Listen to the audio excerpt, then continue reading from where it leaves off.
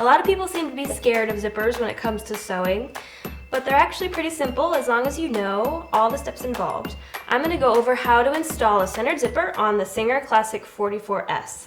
I have an example here of when you might use a centered zipper. This is a skirt in progress. This is the back of it, and I have a zipper right in the center back seam. So this is what we'll be doing. Alrighty, so let's get started. The first thing we're going to do is we're going to sew our two pieces of fabric together. So the two pieces of fabric that are going to get the zipper installed right down the center, we're going to sew those together. So I'm going to be on a regular straight stitch on my stitch selector dial, but I want to turn the length all the way up to 4. This is called a basting stitch, and we're going to start with a basting stitch because it's going to be temporary. We're going to take it out later, so the length makes it easier to take out.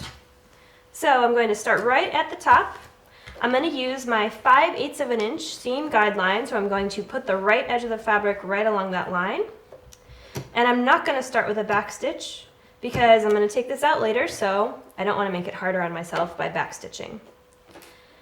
I'm going to sew and baste along the edge, taking the pins out as I go. And we're going to baste all the way to where we want the bottom of our zipper opening to be. So in this case, I've marked it with a different pin.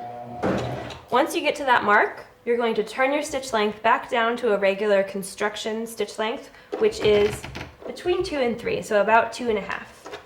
And we're going to do a back stitch because this is now the permanent part of our seam, and then we're going to sew the rest of that edge together. And again, you're taking out your pins as you go. You never want to sew over your pins. And when I get to the very bottom, I'm going to do another back stitch, finish my stitch with my hand wheel, lift my presser foot, and pull my project out. So now that my seam is sewn, I'm going to go over to the ironing board and press it open. I'm back from pressing my seam allowance open. Pressing, by the way, is something you definitely don't want to skip for this. If you don't press your seam, your zipper will not look right when you do it. So make sure you give it a good press so that it's nice and flat. I'm going to take my zipper and I'm going to unzip it a little ways. And we're going to put it face down, so coil side down, right against the seam. And I'm going to start by lining up the top of the zipper tape with the top edge of my fabric. And I'm going to pin it in place. And I want to, for the part where the zipper's unzipped, just bring the coil edges together like this. You can pin each side separately if you need to, like that. And we'll put another pin in, like this. And then we'll just pin the rest of the zipper in place. A couple pins will do it.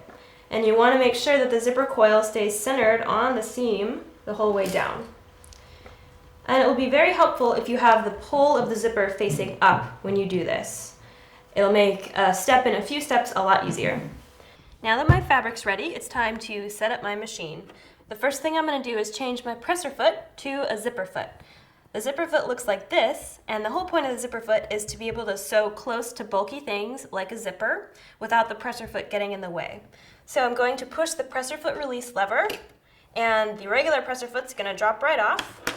And I'm going to take the zipper foot and I'm going to look for the presser foot pin, which is this horizontal bar right here, and I'm going to attach it to the left side like this. So I'm going to put it right under the presser foot holder and very gently lower the presser foot holder down. You might have to wiggle the foot around a little until you find the spot where it's going to snap into place. So the bulk of the zipper foot should be over to the right. Little word of safety. It's super duper important when you're using the zipper foot to only use the straight stitch and to make sure that your needle position is not over part of the metal of the foot, because it's a very tiny opening that you're sewing through, so you don't want to accidentally move the needle over and have it be lined up with the metal, because as soon as you start sewing, the needle will hit the metal and break, and it's not very good for your machine. So we're going to be on our straight stitch. We're going to have our needle in the center position, and for attaching the zipper for the first step, we're going to put our length up to 4. So we're back to that basting stitch because this is a temporary stitch that we're going to take out later. I'm going to put my zipper under the foot. We'll start right at the top, in a little bit from the edge of the tape. And I'm going to put the presser foot down, and you want your needle to be lined up just kind of to the inside of the zipper tape like this. And we don't want to backstitch because, again, this is temporary. We're going to take it out later. So I'm just going to start sewing. I'll take out my pins as I go. And just make sure that that zipper coil stays centered along the seam. When I get to the pull, I don't want to sew past the pull because the pull tends to push the foot out of the way and make your stitching line crooked. So I'm going to crank the needle down into the fabric to hold it stable, and I'm going to zip the zipper right past the foot. You can lift the presser foot if you need to at this point, and move the zipper right past the foot. We'll put our presser foot down and continue basting. Just want to make sure that your zipper stays centered. And I'm just going to baste down almost to the bottom edge of the zipper tape. It's okay if you don't go quite all the way to the end. We'll finish our stitch, lift our presser foot, and cut our threads. And now we'll go to the other side. And we're going to flip the skirt around and baste up the other side of the zipper to attach that side. It'll be a little quicker because there's no pins to deal with, but it's the same idea. We're going to baste right along the edge, no back stitching. Just sewing right along. And when we get near the pull again, we're going to go ahead and crank the needle down, lift the foot, and push the pull past. This is why it was nice to have that pull facing up, because now we can just push it right past the zipper foot. And if you need to, you can always move your fabric around. As long as your needle's down in the fabric, it'll hold it stable and in place. Put my foot down and baste to the end. Alrighty. So now my zipper is attached to the fabric.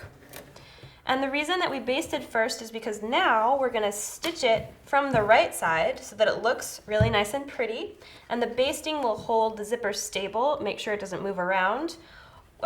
Since we can't really see it because it's on the back, that's why we basted first, to make sure it doesn't move. So for my top stitching of my zipper, I'm going to go back to my 2.5 roughly stitch length, because this is a permanent stitch, so I want it to make sure that it stays in, it's not too long.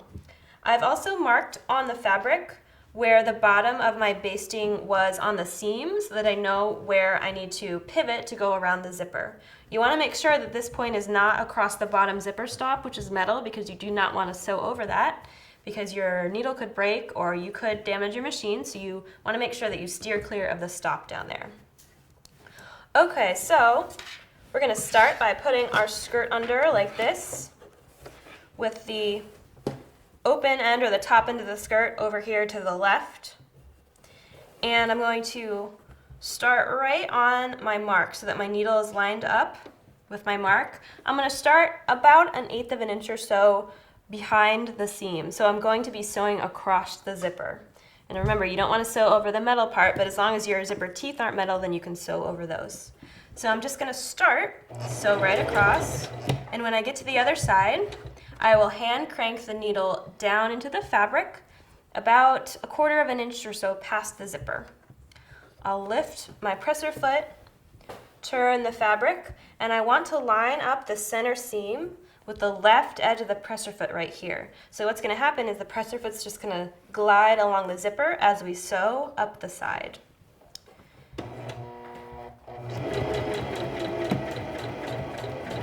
And you can go nice and slow, take your time if you need to. So right now we're sewing through the fabric and it's catching the zipper tape on the back and attaching it.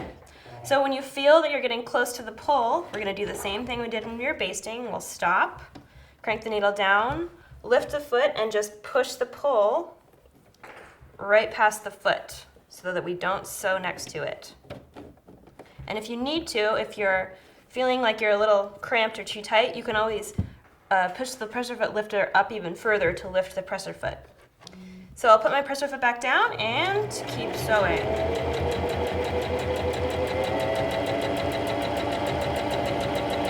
When I get up to the top of the zipper, I'll end with a back stitch, finish my stitch, and pull my project out, cut my threads. Okay, so we sewed up one side of the zipper. Now we need to sew up the other side. And just for sake of consistency and to make sure it looks nice and flat, we want to sew in the same direction. So we're going to start at the bottom and sew to the top of the skirt. To do that, I need to switch the foot, which side it's on. Because remember, we put it on so that most of the bulk of the foot was to the right. Now we want to do the opposite. So I'm going to drop the foot off, push it over, and reattach it on the other side of the pin so that the bulk of the foot is over to the left side of the foot. And now what I can do is put the fabric under the same way, but on the other side of the zipper. And now we can do the same thing. We're going to sew up the side of the zipper, and we want the right side of the presser foot now to be gliding along that seam. And you want to start and make sure that you start over your previous stitching. Since we didn't start with a back stitch, which would have been kind of hard to do over the zipper, we're going to start with a back stitch this time and make sure that we secure that initial stitching thread.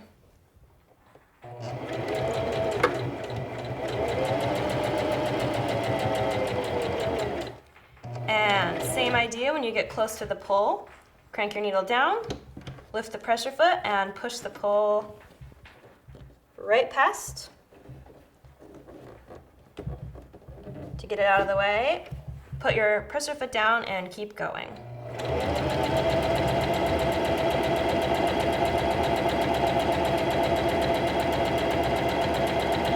When we get to the top of the zipper, we'll do a back stitch, finish our stitch, and pull our project out.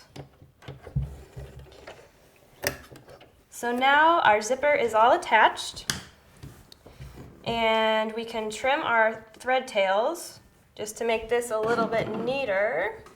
And at this point, you could rip out the basting stitches on the zipper. And then once you do that, you're going to undo the basting stitches in the original seam, which is the really exciting part, because now we're going to see our zipper. So I'm going to start right here, and I'm going to just take a seam ripper and slide my seam ripper right down the center of the seam like that, all the way to the bottom of my top stitching. And here is my zipper. So see, zippers are not scary at all.